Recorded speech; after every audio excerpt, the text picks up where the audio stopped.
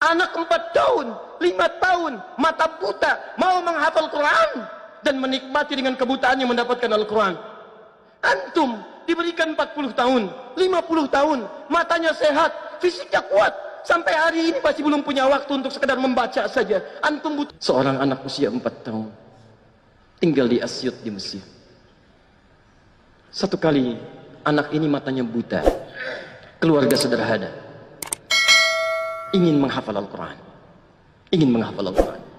lalu minta kepada abinya untuk diantar menghafal. Dimodifikasilah motor yang sangat sederhana itu, dashboardnya kemudian diluaskan, lalu ditempelkan ayat-ayat Quran. Di setiap perjalanan abinya melihat ke situ, Mu'adnya mengulang, demikian seterusnya. Singkatnya sampai Mu'ad hafal Quran, yang mengantarkan belum hafal, tapi insya Allah mendapatkan pahalanya.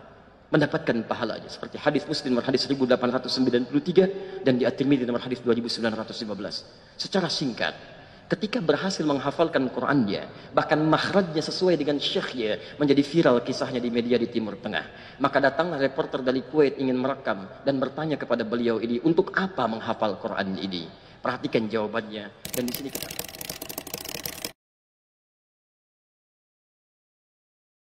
wa ta'ala.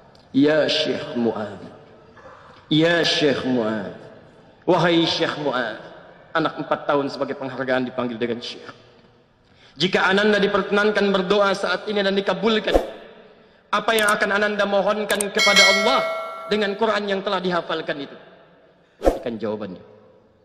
Pertama, wallahi as'alullaha rabbal alamin, wallahi saya akan meminta kepada Allah Rabbul Alamin untuk tetap membutakan mata saya sampai dengan kiamat. Untuk tetap membutakan mata saya sampai dengan kiamat.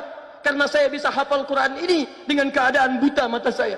Saya takut kalau mata saya dibuka kembali, lantas saya melihat maksiat dengan mata saya, akan hilang Quran yang telah saya hafalkan itu.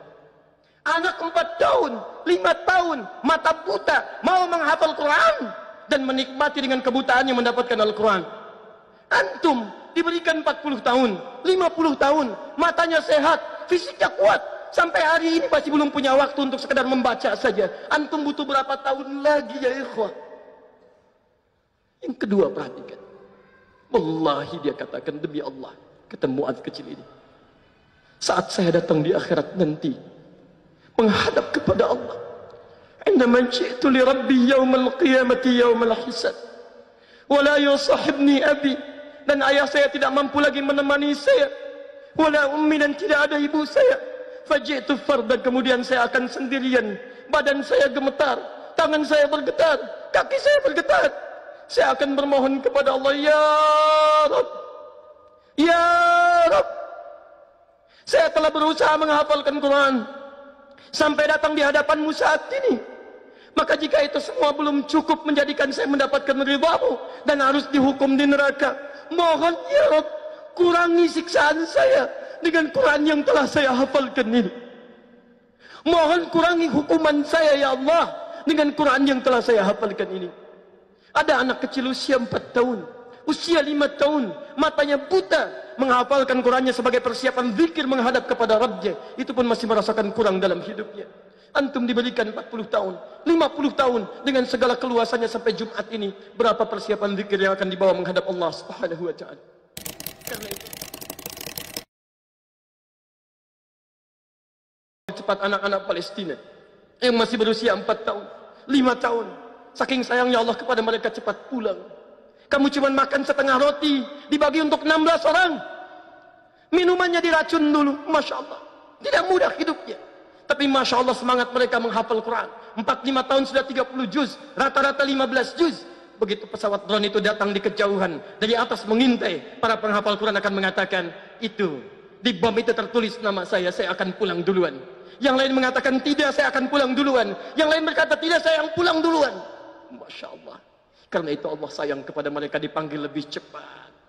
Karena untuk mendapatkan nikmat alam kubur sebagai pembuka surga. Quran surah ketiga ayat 169 itu. Wala tahsabanna alladziina qutilu fi sabilillahi amwata bal ahya'un 'inda rabbihim yurzaqun. Hei, Anda jangan kira orang-orang wafat di jalan Allah itu wafat begitu saja. Tapi kami akan limpahkan rezeki yang lebih mewah di alam kubur.